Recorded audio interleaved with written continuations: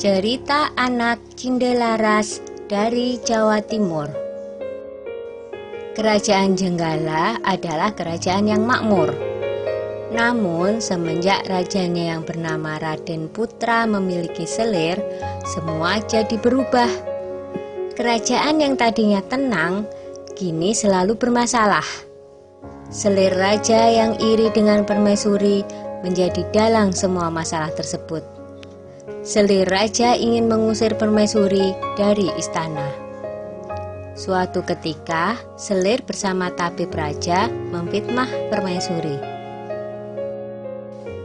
"Maaf Paduka, seseorang menaruh racun ke dalam minuman Selir.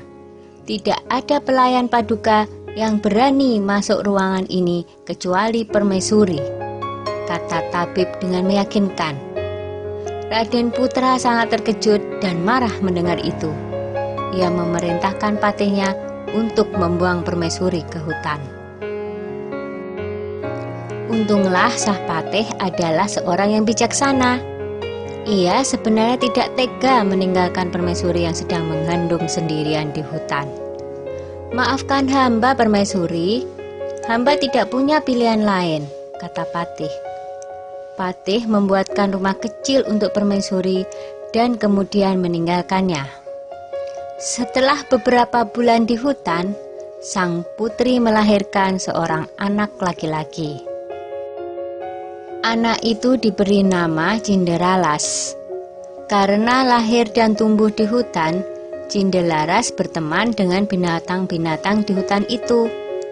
Suatu hari, di saat asik bermain, seekor burung Raja Wali menjatuhkan sebutir telur.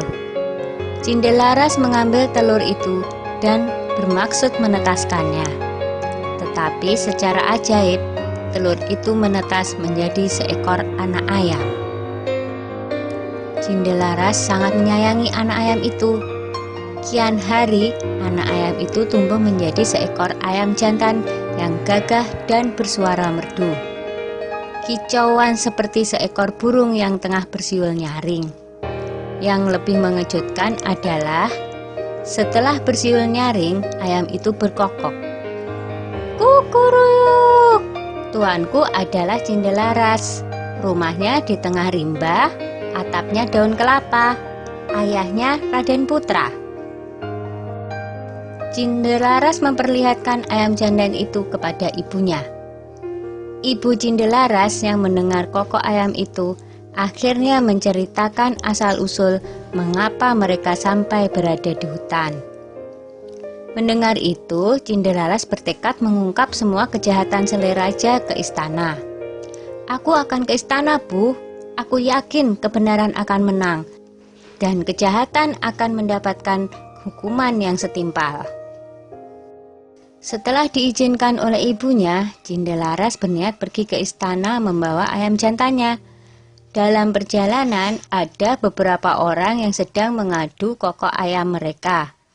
Cindelaras kemudian dipanggil oleh orang-orang itu. "Ayo, kalau berani, adulah kokok ayam jantanmu dengan ayamku." "Ayam siapa yang paling keras suaranya?" tantang orang itu. "Baiklah," jawab Cinderaras. Ketika diadu, ternyata ayam jantan Cinderaras berkokok lebih keras. Ia mengalahkan semua lawannya satu persatu. Ayam Cindelaras tak terkalahkan. Berita tentang kehebatan ayam Cindelaras tersebar dengan cepat hingga terdengar oleh Raden Putra. Raden Putra penasaran dengan kokok ayam milik Cinderaras. Ia menyuruh Hulu Balang untuk mengundang Cindelaras ke istana. "Hamba menghadap Paduka," kata Cindelaras dengan santun. "Anak ini tampan dan cerdas. Sepertinya ia bukan keturunan rakyat jelata," pikir Baginda begitu melihat sosok Cindelaras. Raden Putra menjelaskan maksud hatinya mengundang Cindelaras ke istana. Raden Putra menantang untuk adu kokok ayam. Cindelaras mau memenuhi tantangan Raden Putra dengan satu syarat. Jika ayamnya kalah, maka ia bersedia mengabdi mengurus ayam Raden Putra seumur hidupnya. Tetapi jika ayamnya menang, maka setengah kekayaan kerajaan menjadi milik Cindelaras.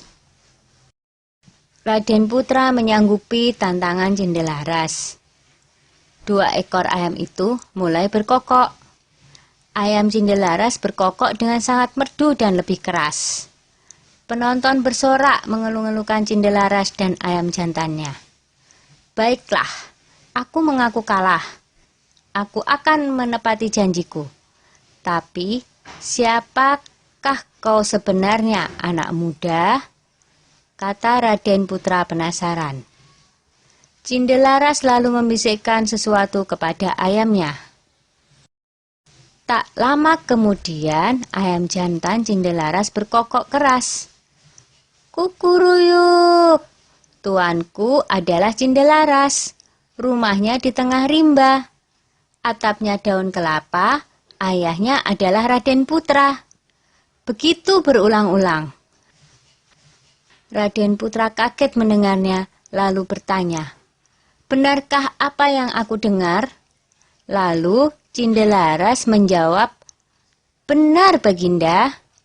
Hamba Cindelaras, ibu hamba adalah permaisuri Baginda. Bersamaan dengan itu, sang patih segera menghadap dan menceritakan semuanya. Aku telah melakukan kesalahan, kata Baginda Raden Putra. Aku akan memberikan hukuman yang setimpal pada selir dan tabibku yang bersekongkol dengannya. Lanjut Baginda dengan murka. Kemudian selir pun dibuang ke hutan. Raden Putra memeluk anaknya dan meminta maaf atas kesalahannya selama ini. Raden Putra dan hulu balangnya segera menjemput permaisuri di hutan. Akhirnya, Raden Putra, permaisuri, dan Cindelaras berkumpul kembali. Setelah Raden Putra tiada, Cindelaras menggantikan kedudukan ayahnya dan memerintah dengan adil dan bijaksana. Dah ya cerita Cindelarasnya. Jumpa lagi.